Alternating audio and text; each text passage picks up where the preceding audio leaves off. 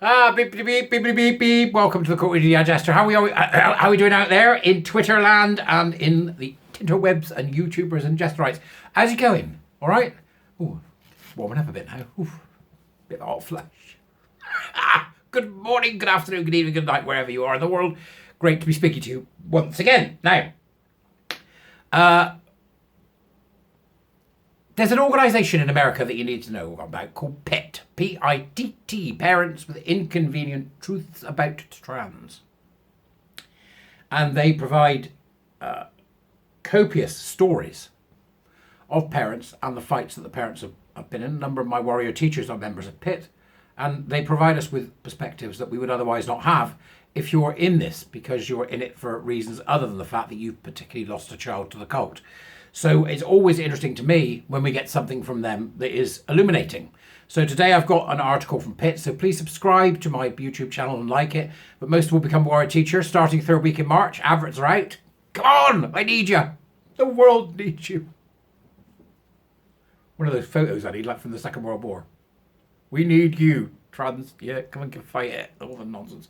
So I was pleased to see from a follower and one of my followees, Liz Parker, on the Twitters, has introduced me to an article from Distance Mag called When Kids, this is about when kids say they're trans, parents need a strategic nuclear option.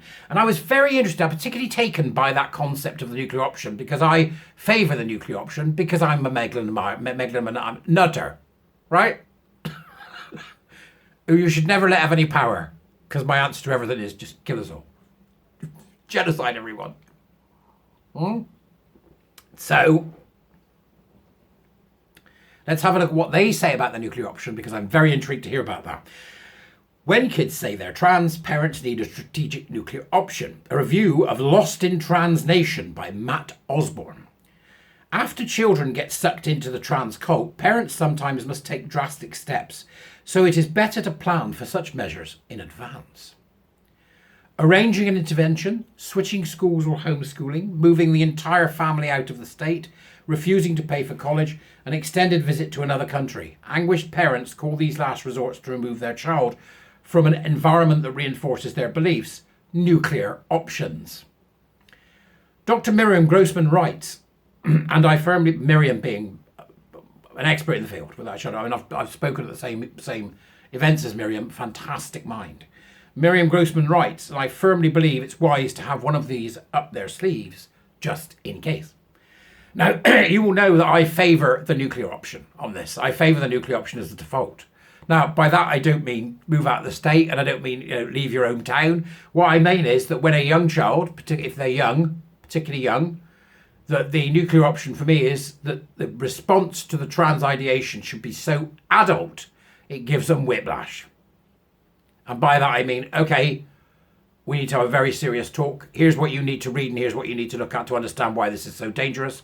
You're no longer a child. Because the minute they do this, you've got, I don't mean literally, right? The minute they do this, I just said right. The minute they do this, I'm going to stop if it kills me. The minute they do this, they are no longer a child from an educational perspective. You cannot hide anything from them. The minute they do this, they are an adult in terms of education only, right? I did it again. So that's when you go, here's what you need to watch. Here's what you need to understand. It's time you recognize the seriousness of this. This is a very adult thing you've just said, and you're going to get a very adult response. It should be so severe that it gives them whiplash. That's how I see it, but that's just me. Up to you. Grossman has been sounding this alarm for 2 decades. Her book, Lost in Trans Nation, A Child Psychiatrist's Guide Out of Madness, advises parents to hire a family attorney without hesitation if they even suspect someone might call Child Protection Services to report them for abuse or neglect over pronouns. So this is again, Miriam here recommending a legal assistance, which not everybody can afford, but legal assistance from a family lawyer if you feel that the school is gone gender cuckoo and is likely to cause you serious problems. If CPS, this is CPS in America, which I think is Child Protection Services rather than over here, Crown Prosecution Service. So Child Protection Services come to the door. Do not let them in, the book advises parents. Invoke your Fourth Amendment rights. Do not be intimidated. Tell them you have lawyered up and refuse to let them see anything or speak to anyone without the lawyer present. Get your strategic nuclear options ready, Grossman tells parents, because this is going to be a running battle. The trans issues is not a debate with reasonable and moral people on both sides. It's a war, Grossman writes. It's a destructive cult-like crusade that targets your children 24/7. There's hardly a place that's free from indoctrination, slogan, flags and emojis. And I know that many of you watching there and my gesterites will no doubt find a resonance with their thinking in that sentence there from Miriam. The whole world seemed to have lost its mind. Parents are terrified of losing jobs, friends, and family if they speak their minds. Grossman says that parents have off-the-charts traumatic stress from the ordeal of fighting school, state, clinicians, and even their church to claw back their kids from the gender cult. Hospital emergency rooms have become induction centres. A child in distress about their gender will be found out and affirmed and have all their other problems ignored in too many cases. Parents must give clear and firm instructions to doctors and nurses, insist their family beliefs are respected, and prepare for a legal fight if necessary. Parents who do not affirm their children can expect to be reported to Child Protection Services. This is the new price of an emergency room visit in America. Grossman does not shade her meanings. Transgender ideology is evil, aimed directly at children. It's evil to encourage them on a path that leads them to harm, and it's evil to describe it all as a journey to authenticity and to entice children with glitter and with rainbows. Some would say the social epidemic is a cult, Grossman writes. I am one of those. I think it's a cult. Always have done. Grossman writes, transgender ideology is a system of beliefs, like a religion. It has a unique language and articles of faith. While the language and beliefs are bizarre, they are taught as sacred facts.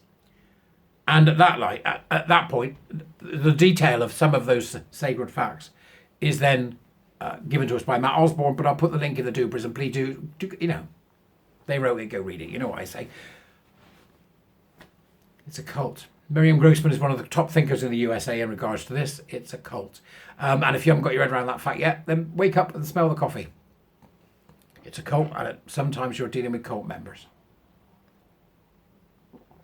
The power has always been with the priest, hasn't it?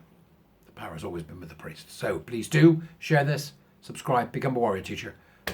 Thank you, Miriam. And thank you, Liz, for pointing it out. And thank you, Matt Osborne, for writing it.